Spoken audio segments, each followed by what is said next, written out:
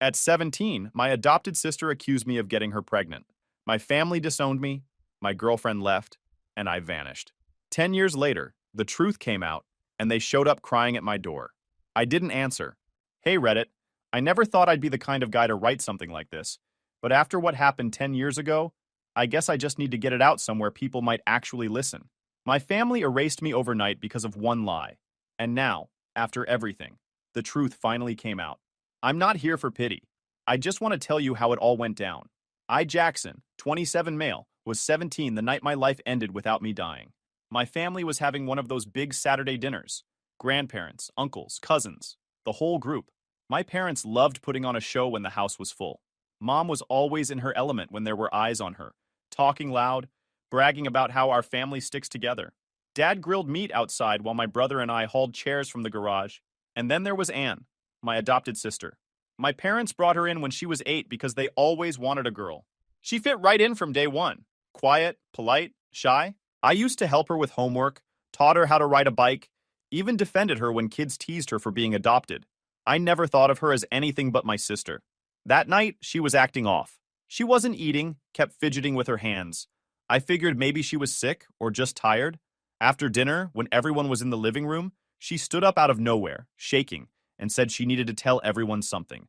I remember the sound of her voice. It cracked like she was about to cry. Then she said it. Jackson. He forced me. It didn't even register. Everyone froze. The room went silent except for the clock ticking. My brain didn't process it at first. I thought she meant something else. Maybe a joke gone wrong. Maybe she was confused. Then she added, I'm pregnant. My dad's hand was on me before I could say a word. His fist connected with my face so hard that everything went white. I hit the floor, my teeth buzzing, ears ringing. My mom started screaming like someone had died. My brother stood there shaking his head, muttering, Jackson, what the hell is wrong with you? You're disgusting. Dad, I didn't... I tried, but the next hit came before I could finish. You sick bastard, he yelled, face red, eyes wild. You brought shame to this family. Anne was crying into Mom's arms, trembling, saying she was scared. My aunt pulled her close, whispering, It's okay, sweetie. You're safe now. My brother, Jake, stepped forward, spit landing right by my shoe. Get out, he snarled. You don't deserve to breathe the same air as us.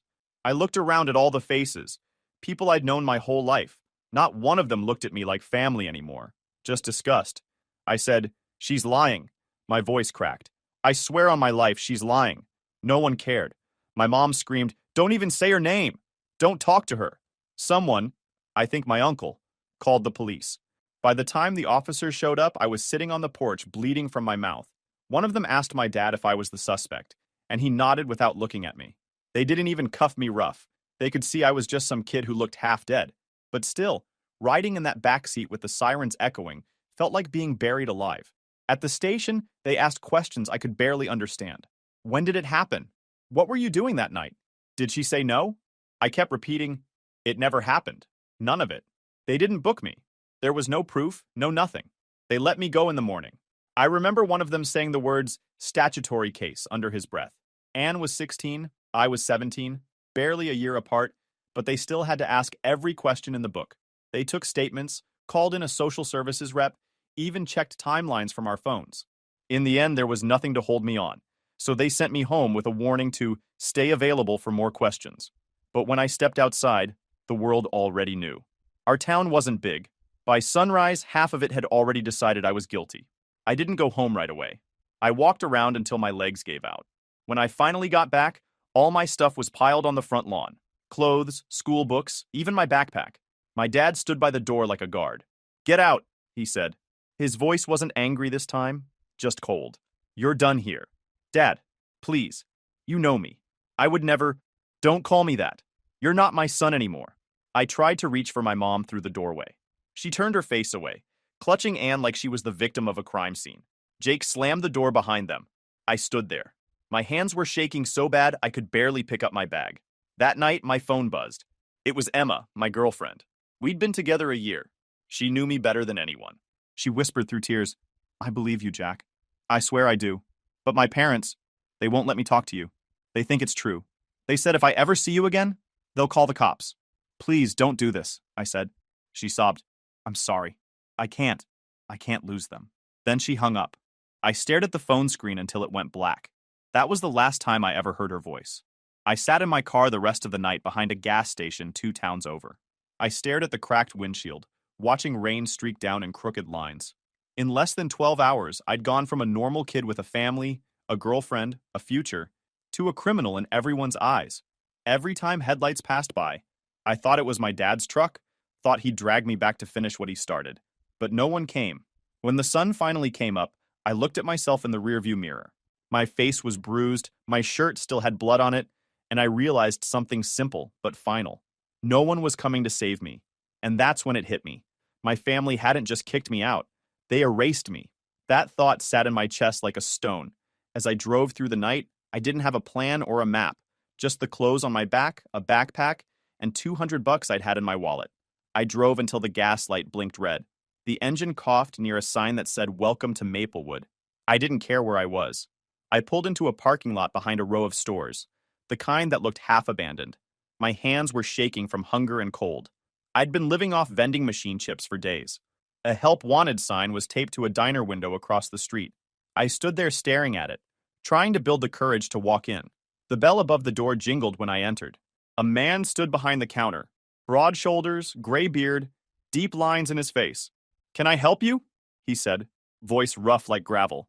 "I, saw the sign," I said. "I can wash dishes. Do anything, really." He looked me over. My clothes were wrinkled. My shoes still had mud from the roadside. "You ever worked in a kitchen?" "No, sir." He grunted. "You look hungry." "I'm fine," I lied. He sighed and nodded toward the back. "Name's Andy. Sink's in there. You start now, you get a meal after your shift." That was it. No questions, no paperwork, just work. The kitchen was small, loud, and hot. I scrubbed plates and pans until my hands went raw. The first meal Andy gave me was a half-eaten burger and fries from a customer who didn't finish. I didn't care. I devoured it like I hadn't eaten in weeks. When closing time came, I tried to hand him back the plate, saying I'd find somewhere to sleep. Andy wiped his hands and said, "There's a room upstairs. Ain't pretty, but it's got a bed and a lock. You can work it off." That was the first act of kindness I'd had in weeks. The room was small, maybe 10 feet across, with a stained mattress, a flickering bulb, and wallpaper peeling from the corners. But it was a roof, and the floor didn't move under me. I collapsed on the bed and slept for 14 hours straight. Over the next few days, I fell into a rhythm. Andy didn't talk much, but he'd grunt things like "good job." Those words meant more than any apology I'd ever gotten. One night, about 2 weeks in, I came downstairs to lock up and found Andy sitting at the counter reading the newspaper. He looked up at me and said, "Kid, what's your story?" I froze. "What do you mean?" "Got a customer in here today. Some trucker passing through. Said he saw your picture in a paper couple towns over. Some family thing." My stomach dropped. I started shaking. "That's not what it looks like. It's a lie. My sister, my adopted sister, she made it up. I swear I never—" Andy raised a hand. "Calm down, kid. I don't care what they say." I blinked at him. "You don't?" He leaned back on the stool. "Everybody's got a story. You're here, working. That's what matters. Keep your head down, do your job, and rebuild your life. The rest'll sort itself out." It took a second for those words to sink in. For the first time since that night, I didn't feel like a monster. That night, I sat on the edge of the bed, staring at the cracked wall, trying to process it. Andy didn't know me, but he still gave me a chance. My own family couldn't do that. One night, I was looking at my contact list on my phone. I hesitated before calling home, but I needed to hear my mother's voice. Maybe enough time had passed. Maybe they'd realize the truth. She answered on the third ring. "Mom, it's me," I said quietly. Silence. "Jackson?" "Yeah. I just wanted you to know I'm okay. I found a job. Don't call here again," she said. Her voice cracked. "Your father doesn't even want your name spoken in this house." Then she hung up. I stared at the phone until the screen dimmed. That was the last time I ever tried. Weeks turned into months. I worked double shifts and saved what little I could. Andy started teaching me small things. How to fix a leaking pipe, patch a vent, check a thermostat. "Learn to fix things, kid. It's the only way to survive," he'd say. One night after closing, curiosity got me. I searched Anne's name. There she was. Smiling in pictures, belly round, family around her holding pink balloons that said, "It's a girl." My mother stood beside her, proud, holding a cake shaped like a baby carriage. My brother was in the corner of the photo, smiling like nothing ever happened. My throat burned. My stomach twisted so bad I had to close the laptop. Then I decided I'd never be Jackson Smith again. After that night, something in me switched off. No more trying to explain. No more hoping someone would come around. I was done being the version of me they buried. I threw myself into work at the diner. I'd be there before sunrise and leave long after closing. I fixed leaky faucets, cleaned grease traps, learned how to replace filters in the old air vents. Andy noticed. One afternoon, while I was unclogging the sink with half my arm down the drain, he said, "You ever thought about learning this stuff for real?" I looked up, confused. "Like plumbing?" He chuckled. "Nah, bigger. Heating, cooling, air systems. HVAC. People always need heat or cold, kid. That skill feeds you forever." The way he said it stuck with me. I was tired of scrubbing plates. I wanted something that lasted, something that couldn't be taken from me. A few weeks later, Andy handed me a flyer from the community college down the highway. "Night classes," he said, sliding it across the counter. "You'd be good at it. You pay what you can. I'll cover the rest until you're on your feet." I stared at the paper for a long time. Nobody had ever offered to help me like that before. Not even my real family. I signed up the next day. The first few months were brutal. I'd work 10-hour shifts at the diner, then catch the bus to night school, fighting to stay awake through lectures about compressors and coils. Every time I fixed something, when cold air came out of a vent, when a broken unit roared back to life, it gave me a rush. Like I was fixing myself piece by piece. Andy kept pushing me. "Don't just get good," he said. "Get so good they can't ignore you." By the time I earned my GED, I was already halfway through the HVAC program. I started doing small repair jobs on the side. Andy's house, the diner's vents, a few regular customers. When the certificate came in the mail, Andy hung it in the diner's hallway like it was his own kid's diploma. "Not bad for a runaway," he said, patting my shoulder. I laughed, even though it still hurt to hear that word. With Andy's help, I saved enough to buy a used pickup and a set of second-hand tools. I quit the diner and started working full-time for a local HVAC company. One summer afternoon, a coworker named Derek got accused of stealing cash from a client's kitchen counter. The boss was ready to fire him on the spot. Something about the look on Derek's face, the same panic I'd seen in the mirror 10 years ago, made me step in. "Check the vent," I said. Everyone stared at me. I climbed up, pulled the cover off, and sure enough, the envelope had been sucked halfway into the duct from the return air. The client had probably set it too close to the vent. Derek almost cried. The boss apologized to the client. Afterward, Derek shook my hand like I'd saved his life. Andy heard about it through a supplier and called me that night. "Good job, kid," he said. "You didn't just fix air, you fixed a mess." That's what separates men from mechanics. That stuck with me. Years passed like that. Work, sleep, eat, work again. It was simple, predictable, safe. But sometimes at night, when I got home, I'd feel this hollow space inside me, like there was a whole other life still buried somewhere. One night, while doing invoices, I opened an old account I hadn't touched in years. My hands shook when I logged into social media. I shouldn't have done it. There they were, my family, smiling, laughing, and standing in front of a birthday cake with a little girl, her daughter, who looked about 10. My mother was there, holding her, my dad's arm around them like nothing had ever happened. My brother standing in the background, grinning like he didn't spit at my feet once. The caption read, "Happy birthday to our miracle girl. Family is everything. Family." I scrolled through the photos until my chest hurt. Anne looked happy, radiant, like someone who'd never ruined a person's life. I closed the laptop and sat there in the dark, shaking. For years, I'd imagined them falling apart without me. But they didn't. They just replaced me. That night, I sat in my truck in the parking lot after my shift and made a decision. I went home, deleted every old account, every trace of the name Smith. I cut ties with the past, like cutting a loose wire. By morning, I filed the paperwork for a legal name change, Jackson Winter. It was my grandmother's maiden name, the only person who ever showed me real kindness before all this. When the new ID arrived weeks later, I stared at it for a long time. The picture looked different somehow. Stronger, harder, not a boy anymore. That was the day I stopped running from what they did to me and started building something they could never destroy. 10 years later, I had my own company, Winter Heating and Air. Just a couple of vans, 3 employees, and a steady list of clients who trusted my work. We weren't fancy, but we were reliable. Life had finally leveled out. It was early summer when everything cracked open again. I was fixing an old air unit behind a bakery, sweat running down my back, when my phone started buzzing nonstop in my pocket. Unknown number, hometown area code. I ignored it twice. The third time, it wouldn't stop. I wiped my hands and answered. Yeah, this is Winter. There was silence for a second. Then a voice I hadn't heard in over a decade. Jackson? My chest tightened. Chest? Who's this? It's me. Emma. I froze.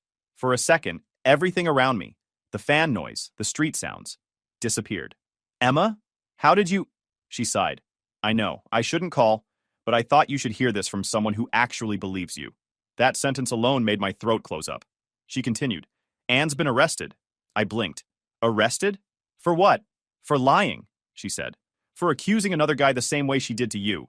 I leaned against the van, dizzy. What? The guy she accused this time fought back. He got a lawyer. All of it. Turns out she made up the whole story again. And during the investigation, she confessed to the first one. To you.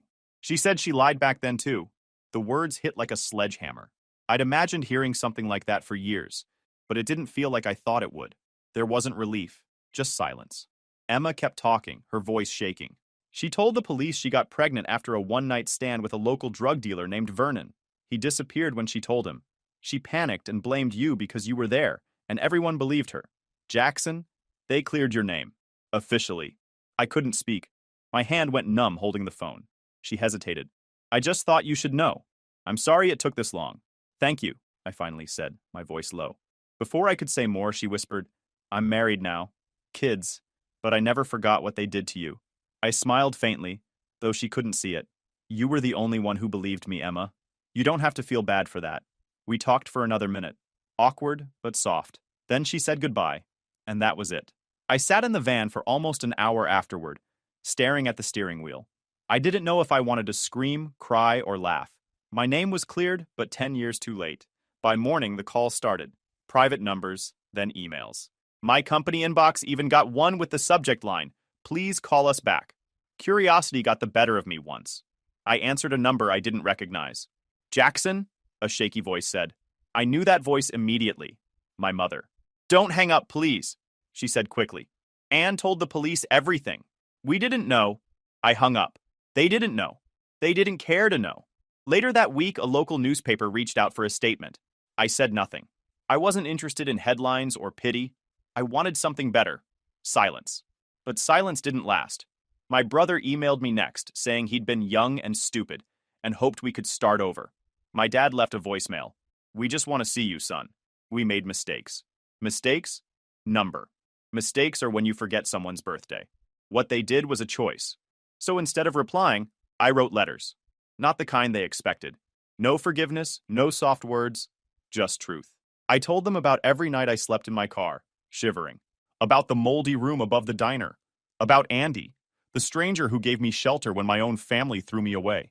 I told them how it felt to burn my school ID because their names made me sick. How it felt to see photos of them smiling around Anne and her daughter while I was washing grease pans for scraps. I told them they didn't just ruin my reputation. They killed my home, my trust, and every bit of peace I might have had left. I ended every letter the same way. You didn't believe me when I told the truth. Now you can live with it. I never mailed them. I just stacked the letters in a shoebox and left them in my desk drawer. That night, as I sat in my workshop going through invoices, I looked around. The tools, the vans, the company name painted on the walls. All built by my own hands. Everything I'd lost was gone for good, but everything I'd built couldn't be taken from me.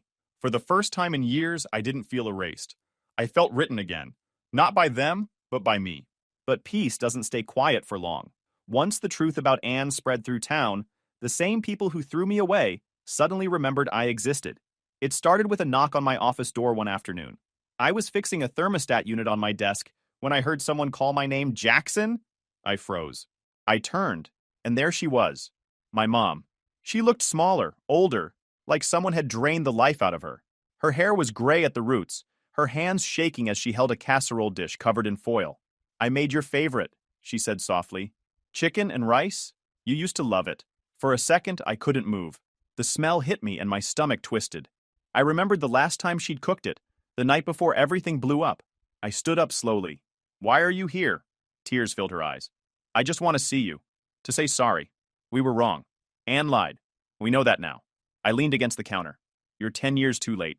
She wiped her nose. I didn't know what to believe back then. She was crying and your father. I cut her off. You didn't even ask me. You didn't let me speak. You kicked me out and told me never to call again. She stepped closer. Please, Jack. Don't call me that, I snapped. You lost that right. She flinched, like the words hit her physically. I pointed at the door. You should go. She hesitated, setting the casserole on the counter. At least eat this, please. I stared at it. Throw it out when you leave. When the door closed behind her, I felt nothing. Not anger, not sadness, just nothing. 2 days later, my dad showed up. I was out on a service call when I saw him waiting outside the office, leaning against his truck like he owned the place. He smiled like we just had a regular argument years ago. Hey, son. I didn't answer. You've done good for yourself, he said, looking around. Business, trucks, employees. I'm proud of you. Get to the point, I said. He shifted his jaw. Your mother's not doing great. She cries every day. I figured maybe if we all sat down, cleared the air. Cleared the air? I almost laughed. You beat me and threw me out. You left me homeless. You cleared the air that night when you told me I wasn't your son. He sighed, frustrated. I was angry. You have to understand, it was a different time. Things looked bad. So you hit first, asked questions never. His face tightened. You don't have to keep holding on to hate, son. I'm not holding on to hate, I said, pulling out my phone. I'm holding on to self-respect. He frowned. What are you? I pressed a button. Security. I've got someone trespassing at the front. Big guy in a red jacket. His expression changed instantly. You're calling security on your own father? You're not my father, I said. You're a stranger who ruined my life. The security guard from the next building came over a few minutes later, asked him to leave. Dad muttered curses all the way to his truck, slammed the door, and peeled out of the lot. When the silence returned, I just sat there at my desk, staring at the same spot he'd stood. Meanwhile, bits of gossip reached me through old contacts. My family was falling apart. Dad had lost his job at the plant after yelling at a supervisor. Word was he'd nearly gotten arrested for it. Mom barely left the house. Neighbors said she was sickly and not herself anymore. My brother's wife had taken their kids and moved in with her parents after finding out what happened years ago. Everything they built, every illusion of being the perfect family, was cracking. People love to say karma takes its time. I'd say it arrived right on schedule. One afternoon, my employee Kevin came into the office with a small box. Hey boss, this was sitting outside the door, he said. Inside were letters. Dozens of them. My name, Jackson Smith, written on every one in shaky handwriting. No return address. I didn't have to open them to know who they were from. My mom had always been dramatic about handwriting. I carried the box into the back room, set it on a shelf above the storage bins, and walked away. That night, I sat in my office and I looked up at the window where those letters sat. I thought about all the words inside, probably apologies, excuses, maybe Bible verses about forgiveness. But forgiveness is a luxury for people who didn't spend nights sleeping in their car, wondering why no one believed them. I didn't want closure. I wanted distance. So I left the letters sealed. Every last one. I kept them in that box, locked away. They wanted forgiveness because it made them feel lighter, not because they deserved it. They didn't want me. They wanted redemption. And I wasn't giving it to them. I looked up at the sky and muttered to myself, they erased me once. Now I erase them forever. I thought that was it. The end. But the past has a way of finding cracks to crawl through. It was 3 months later when I got the letter. Plain white envelope. No return address. Inside was a single sheet of paper. Ann Williams requests to meet with you at Maple Ridge Correctional Facility. For a long time, I just stared at it. Her name looked wrong on paper, like it didn't belong in my life anymore. I threw it in the trash, then pulled it out, then threw it away again. But the thought stuck. For 10 years, I'd imagined what I'd say to her if I ever saw her again. Maybe it was time to find out. So a week later, I drove out to the prison. It was 2 hours away, in the middle of nowhere. The guard at the front scanned my ID, buzzed me through, and led me into a gray visiting room that smelled like disinfectant and old coffee. I sat down at a metal table, my hands flat against the surface. Other people around me whispered quietly. Wives, kids, parents, all of them visiting people they still cared about. I wasn't one of them. Then she walked in. Anne. I barely recognized her. She was thinner, almost fragile looking. Her skin was pale, hair pulled back tight, face lined and tired. The girl who once cried in front of our family, clutching her stomach and calling me a monster, looked like a ghost now. She sat down across from me, eyes flicking up once before falling to the table. Thank you for coming, she said softly. I didn't answer. She twisted her hands in her lap. You look different. she said after a moment. Older.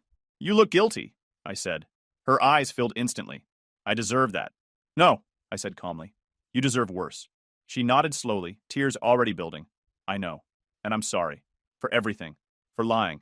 For ruining your life. For all of it. Why? I asked. My voice came out low but steady. Why me? She looked down, voice trembling. Because you were safe to blame. You were quiet. You never fought anyone.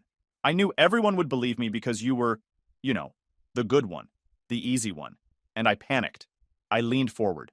You panicked? So you destroyed my life? You panicked? So you made your own brother the villain? Her shoulders shook. I didn't think it would go that far. I thought maybe you'd just deny it, and people would forget, and I'd get sympathy until I figured something out. Sympathy, I repeated. You got that. You got a house full of people loving you, protecting you, throwing parties for you while I slept in a car behind a gas station. She pressed her palms to her eyes. I know what I did. Vernon. She stopped, her breath catching. Vernon was the guy who really got me pregnant. He was a dealer. I slept with him once. When I told him I was pregnant, he laughed, said I was crazy, said if I told anyone, he'd disappear. And he did. I didn't know what to do, so I blamed you because you were there. I just stared at her. I didn't even feel angry anymore. Just hollow. You ruined my life, I said quietly. Do you know that? You stole everything from me. My family. My girlfriend. My name. You made me into a monster. You made me afraid to trust anyone again. She was crying, wiping her nose with her sleeve. I've thought about you every day in here, she whispered. I hate myself for it. I can't sleep. Every time I close my eyes, I see your face from that night. Good, I said flatly. You should see it.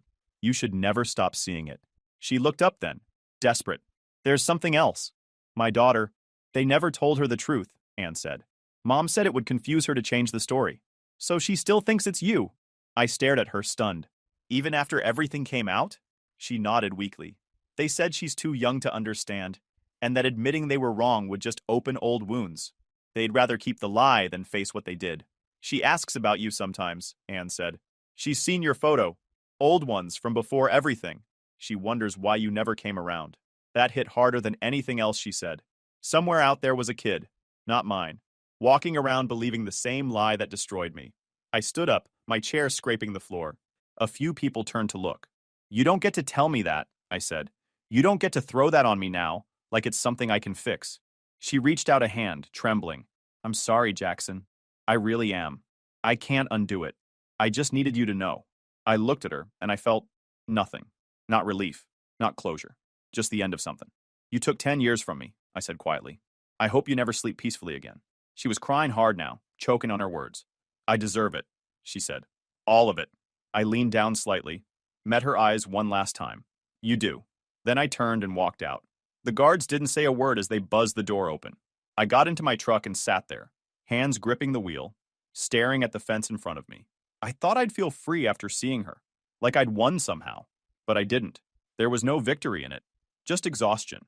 Some things don't fix when the truth finally shows up. Some things stay cracked even when you stop caring. But as I started the engine and pulled away, I realized something. Walking away, not forgiving, not exploding, just leaving, that was its own kind of power. For the first time, I didn't feel erased. I felt finished. A year passed after that visit to the prison, and life settled into something that finally made sense.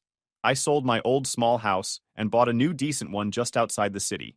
3 bedrooms, fenced yard, nothing fancy, but it was mine. Every wall, every nail, paid for with work I earned myself. Then there was Rachel. I met her through one of my clients. She was a graphic designer who came in to redo the company logo. I didn't plan on dating anyone, but she had this calm about her. She didn't ask too many questions about my past, just said, whatever it was, you're not that guy anymore. We'd been together a year now. She moved in with her cat, and I got a rescue dog named Edgar. Between the 3 of us, the house finally felt alive. Work, Rachel, Edgar, peace. Then, one morning, an envelope came in the mail with no return address. My stomach tightened. I thought it might be another apology from my family, but when I opened it, the name inside made me stop. David Kenderson. The second man Anne had accused. His handwriting was neat and short, straight to the point. Mr. Winter, I'm filing a civil case against Anne for defamation and emotional damage. You deserve that justice too. My lawyer says your testimony would help both of us. If you're interested, call me. I read it twice. Then I called him that afternoon. We met at a coffee shop the next day. He was around my age, maybe a few years older. He shook my hand like we'd known each other our whole lives. "Feels weird, doesn't it?" he said. "Being connected by something that messed us both up?" "Yeah," I said. "But I guess we both survived it." We spent an hour talking through everything. When he asked if I wanted in on the lawsuit, I didn't hesitate. "I'm in," I said. The case took months, but this time I wasn't running or hiding. I showed up in court, sat across from Anne, and told the truth. Calm, steady, without anger. I didn't even look at them when I spoke. The lawyers laid everything out. The false accusations, the manipulation, the emotional damage, the proof she'd done it twice. When the judge finally ruled, the courtroom went silent. Walking out of that courthouse, I felt lighter than I ever had. My reputation was officially clean, but it was more than that. It was like a ghost had finally stopped following me.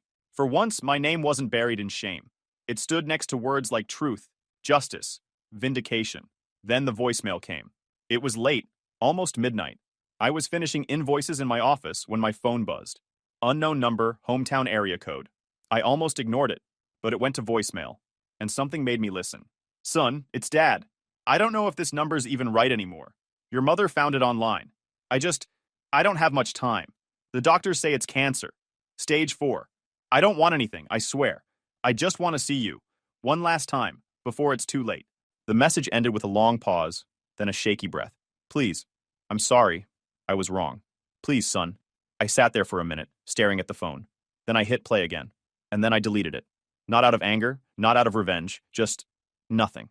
I remembered the night he punched me, the look in his eyes, the way he told me I wasn't his son anymore. I remembered sleeping in my car behind the gas station, tasting blood and rain. He chose his truth then. I was choosing mine now. I whispered to myself, they threw me out into the cold once. Now I fix other people's air. That's irony, I guess. And peace. They erased me once, but I rebuilt myself. And this time, my story ends on my terms. Steady, quiet, and always north. YouTube just dropped this new hype feature. If you're hooked on this story, smash that hype button. It tells YouTube this video deserves to blow up, and it keeps even crazier stories coming your way.